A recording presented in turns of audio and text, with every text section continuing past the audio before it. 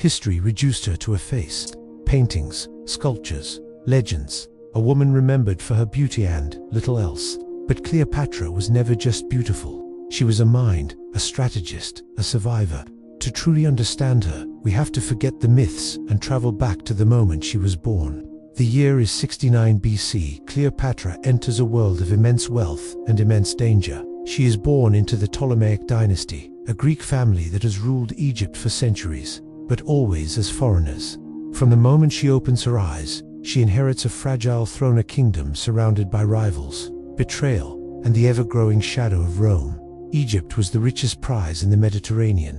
Rome was hungry. Cleopatra learned this lesson early, so, while her predecessors isolated themselves behind palace walls, speaking only Greek, Cleopatra did something radical. She learned, not just one or two languages, but many.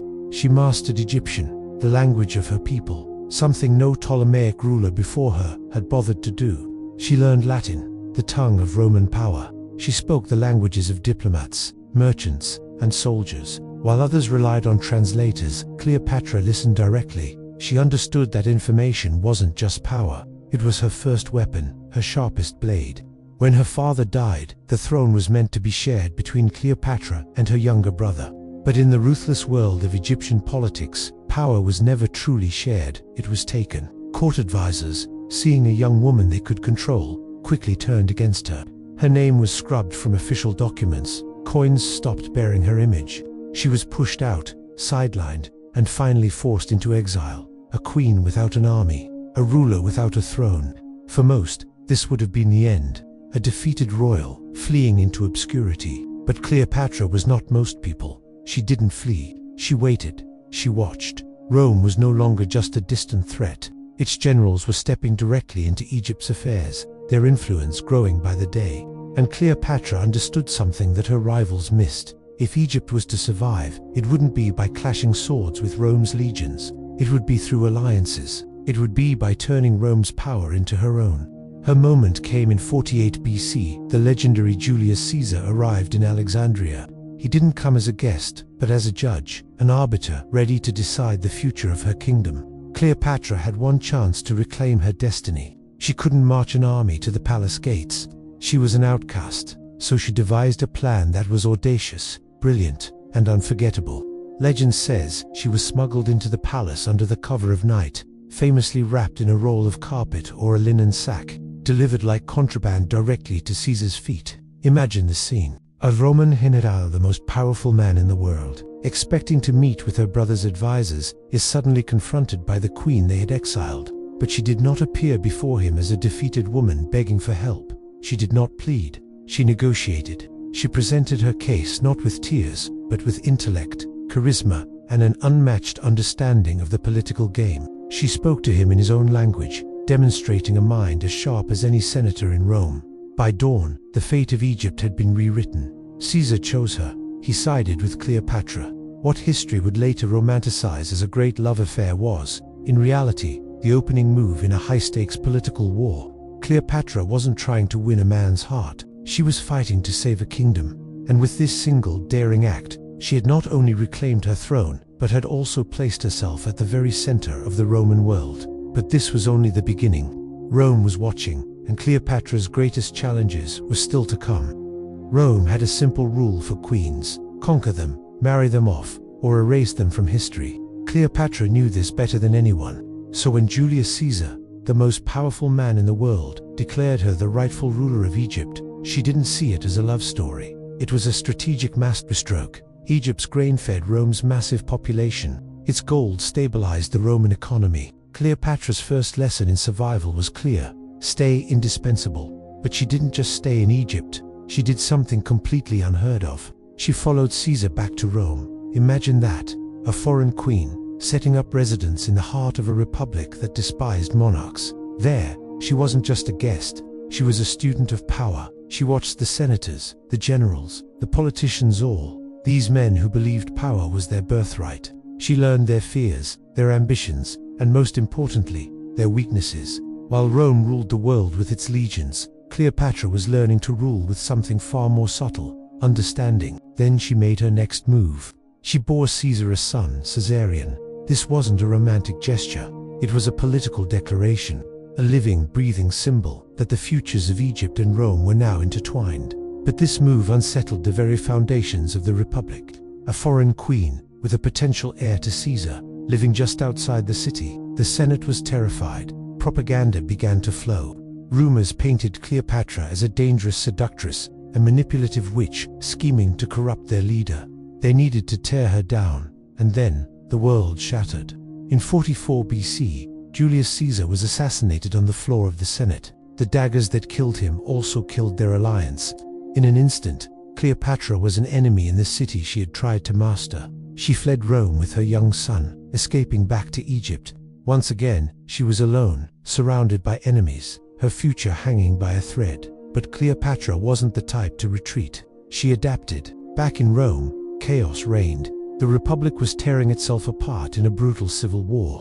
Power was fractured between three men: Caesar's adopted son, Octavian, his most trusted general, Mark Antony, and another powerful politician, Lepidus. From her palace in Alexandria, Cleopatra watched. She waited, and she chose her next move with surgical precision. She aligned herself with Mark Antony. Why him? It wasn't because he was charming or handsome. It was because he needed Egypt's wealth and resources to win the civil war, and she needed his military might to secure her throne. It was a partnership of equals. Their alliance was bold, public, and explosive. Together, they ruled the Eastern Mediterranean not as a Roman general and his client queen, but as a king and queen themselves. They held lavish ceremonies, presented themselves as living gods, and minted coins with both their faces on them. To Rome, this was the ultimate betrayal. Cleopatra wasn't just a partner anymore. She was presenting herself as an equal to a Roman leader, and that was unforgivable. In Rome, Octavian saw his opportunity.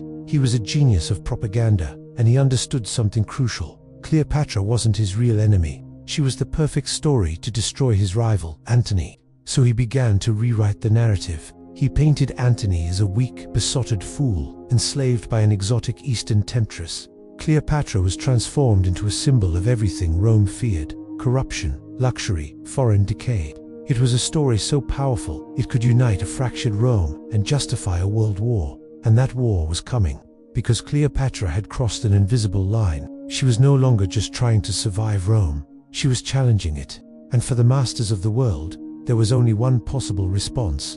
Rome never declared war on Mark Antony. Think about that. The most powerful man in the East, a Roman Hanadel. And the official declaration of war was aimed not at him, but at his queen, Cleopatra. Why? Because this was a masterstroke of political theater orchestrated by his rival, Octavian. Octavian knew that challenging another Roman general would create a civil war, splitting the Senate and the people. But declaring war on a foreign queen, a supposed sorceress from the East, that would unite Rome. So, the propaganda machine went into overdrive. Cleopatra wasn't portrayed as a ruler fighting for her kingdom's survival. Oh no. She was a seductress, a witch who had ensnared the noble Mark Antony with her charms. Coins were minted, speeches were given, and rumors were spread across the Republic, all hammering home one message: Antony was no longer a Roman. He was a puppet, and Cleopatra was pulling the strings. Cleopatra saw this happening. She understood the game. Rome didn't fear her armies as much as it feared her influence, her wealth, and her intelligence. Yet, she stood by Antony. They prepared for the inevitable conflict. Their combined fleet, a massive force, gathered in Greece. Ships were loaded with gold, soldiers from across the eastern provinces, and banners representing a different vision for the future. A significant portion of this war effort was financed directly by Cleopatra. Without the staggering wealth of Egypt, Antony's campaign would have been dead in the water. But money can't buy loyalty or unity. Antony's own Roman commanders were constantly bickering. His soldiers were filled with doubt. Many of them resented taking orders that seemed to benefit a foreign queen. They saw Cleopatra not as an ally, but as a distraction, an outsider who had corrupted their general. On the other side, Octavian's forces were a model of Roman discipline. They were unified, motivated, and moved with a single purpose. The collision came in 31 BC, at the Battle of This wasn't just another battle. It was a naval clash that would determine the fate of the entire Mediterranean world. Cleopatra's squadron was strategically placed behind Antony's main lines. This wasn't a sign of cowardice. It was a contingency plan. She was a queen first and foremost, and she knew Egypt had to survive, even if this particular battle was lost. An escape route was essential. And then, in the heat of the fight, the moment arrived. As the battle turned against them, Cleopatra's ships broke formation and sailed south. Historians have debated this for 2,000 years. Was it a calculated retreat, a moment of panic, or was it a cold-blooded betrayal? We may never know for sure, but what happened next sealed their fate. Antony, seeing her fleet leave, abandoned the battle and followed her. Octavian had won, but he won not just with ships and soldiers, but with narrative. He hadn't just defeated an army, he had proven his story right. Back in Rome, the news was spun as the ultimate confirmation of his propaganda. See, Antony was so enslaved by his foreign mistress that he abandoned his men for her. Rome had been saved from her wicked influence. The reality in Egypt was far grimmer. They had lost everything. Antony and Cleopatra found themselves in Alexandria, surrounded, isolated, and defeated. Their allies deserted them, their resources dwindled, and their future was a closing door. The weight of the world was on their shoulders. Yet, even then, Cleopatra refused to surrender. She believed she had one last card to play, one final, desperate gamble that had nothing to do with armies and everything to do with changing the story. The year is 30 BC, the city of Alexandria is silent. The once bustling harbor, a symbol of Egypt's wealth and power, now waits for enemies. Octavian's legions are closing in, methodical and unstoppable. It's the final act of a long and bloody civil war, and the world is holding its breath. Inside the palace walls, Cleopatra, the last pharaoh of Egypt, watches her world crumble. One by one, her allies vanish. Some defect to Octavian's side, others surrender, and the rest are simply erased from history. The political chessboard has been swept clean, and she is the last piece standing against the might of Rome. Beside her, Mark Antony is a ghost of the man he once was. This is the great general who commanded legions, who charmed the Senate, who once shared control of the Roman world.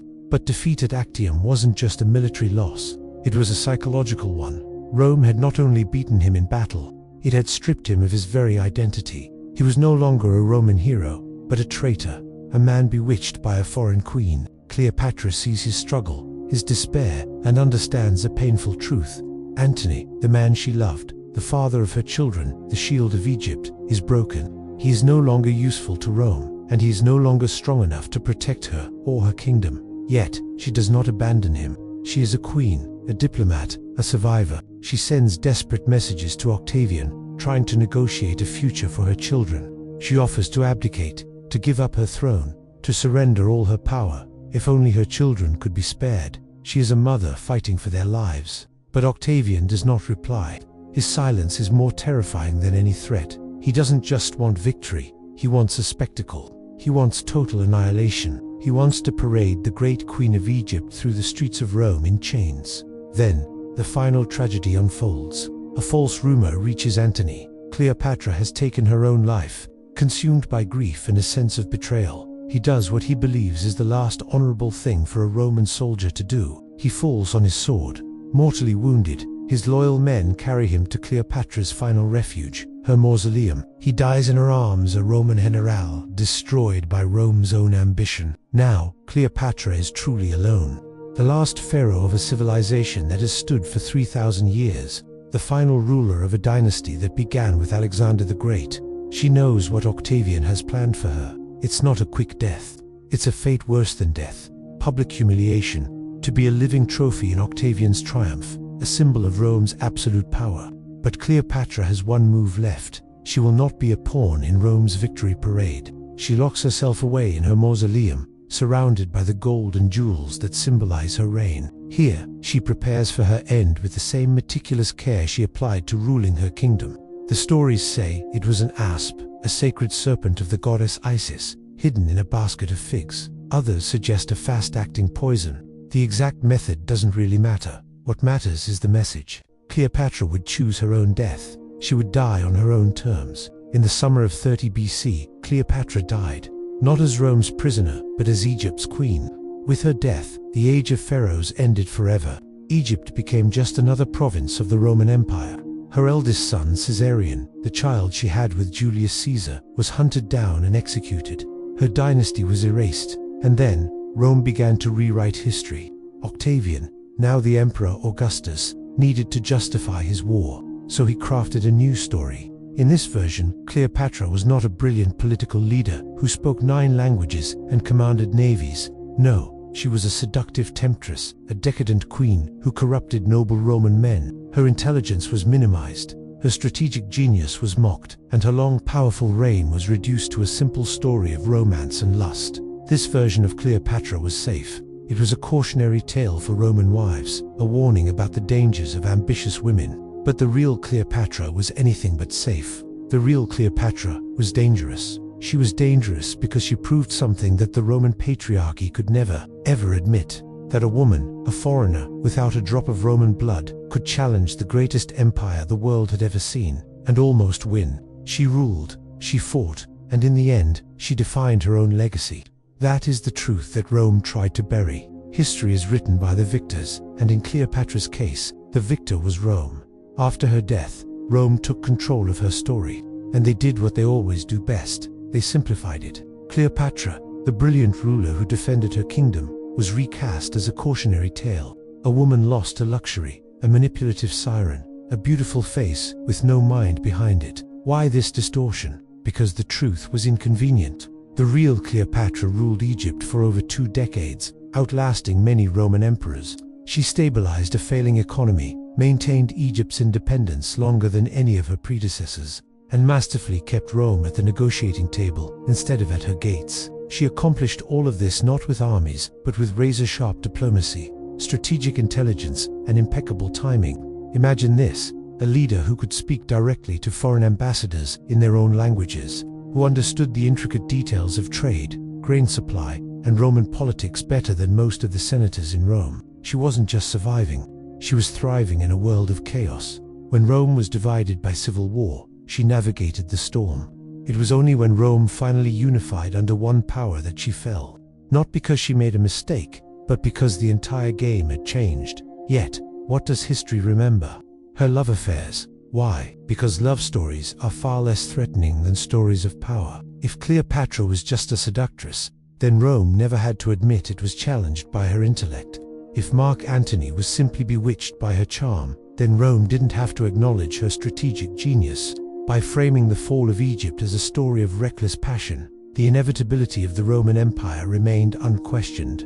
It was a narrative that served Rome's image perfectly for centuries. But history always leaves clues, and the Roman version of the story has started to crack. Coins minted during her reign show a ruler who wasn't concerned with conventional beauty. They reveal a face with sharp features, a strong jawline, and an unmistakable air of authority. Surviving historical records describe her addressing courts, issuing decrees, and commanding naval fleets. This was not a woman governed by emotion. This was a monarch making impossible choices in impossible times.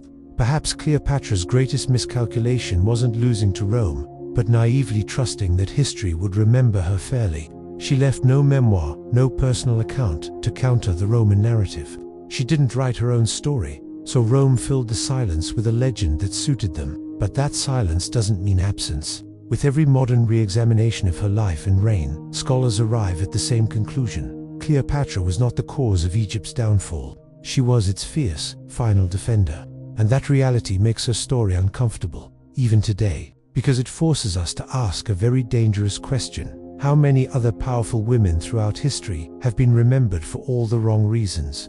It's easy to say Cleopatra failed, but what if we've been telling her story all wrong? What if she wasn't a failure, but a strategist overwhelmed by the tide of history?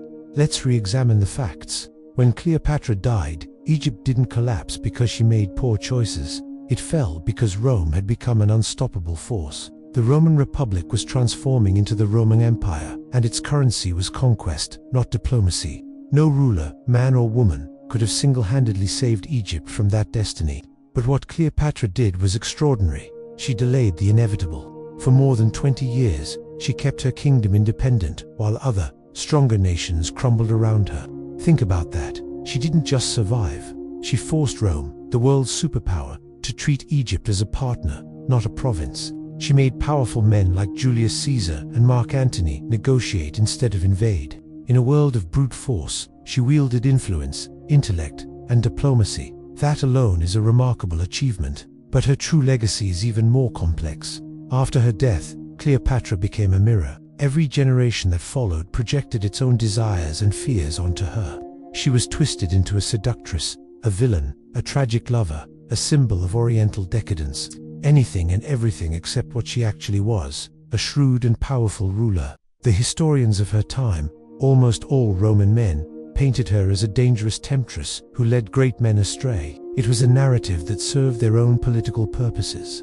It justified Rome's conquest and erased the memory of a woman who dared to challenge their power. But when you strip away the centuries of propaganda and noise, a different truth emerges. Cleopatra understood power in ways her enemies never did. She knew that influence could be more potent than an army. She understood that stories could win wars where swords failed. She knew perception wasn't just a part of the game. It was the game itself. In the end, she didn't lose because she made a bad move. She lost because Rome controlled the story. They wrote the history books, and in their version, she was a footnote to the lives of the great men yet, their victory was incomplete. Because while Rome eventually fell, Cleopatra's story never vanished. It survived in whispers, in art, in poetry, in our collective imagination. Her name has echoed through centuries, crossing languages and empires. Why? Not because of scandal, but because of her sheer impact. Empires rise and fall, but powerful stories endure.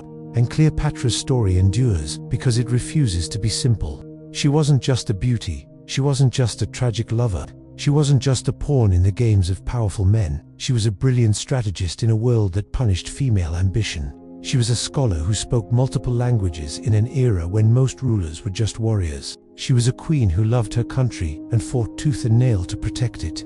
Perhaps that's the real reason we're still talking about her, more than 2,000 years later.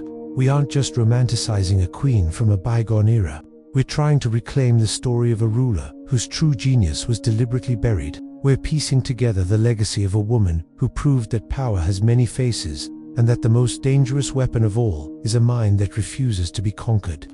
The next time you hear her name, remember not the caricature, but the queen, the strategist, the survivor. Thanks for watching. If you found this perspective interesting, please like this video and subscribe for more stories that challenge history.